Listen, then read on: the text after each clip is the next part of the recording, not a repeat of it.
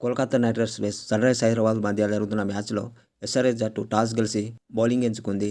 అయితే ఈ టాస్ అనంతరం రెండు జట్ల కెప్టెన్లు ఈ విధంగా చెప్పుకొచ్చాడు. ముందుగా ఎస్ఆర్‌హెచ్ కెప్టెన్ ప్యాట్ కమిన్స్ ఈ విధంగా చెప్పుకొచ్చాడు. "మేము ముందుగా బౌలింగ్ చేస్తాము. మంచి ఉపరితలం కనిపిస్తుంది. కానీ నేను దాని గురించి భయంగా ఉన్నాను. వారు ఫైనల్‌లో మమ్మల్ని అధిగమించారు. కానీ రెండు వైపులా కొంచెం మార్పు ఉంది. మేము బ్యాటింగ్ గురించి మాట్లాడాము. దూకుడుగా ఉంటూనే మా అత్యుత్తమ ప్రదర్శన కనపరిచాము. కానీ మేము నిర్లక్ష్యంగా ఉండకూడదు.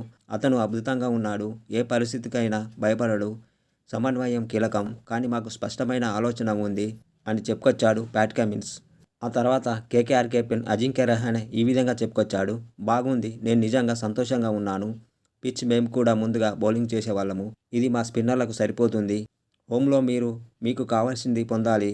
కానీ మేము బ్యాట్‌తో పరిస్థితి త్వరగా అంచనా వేయాలి.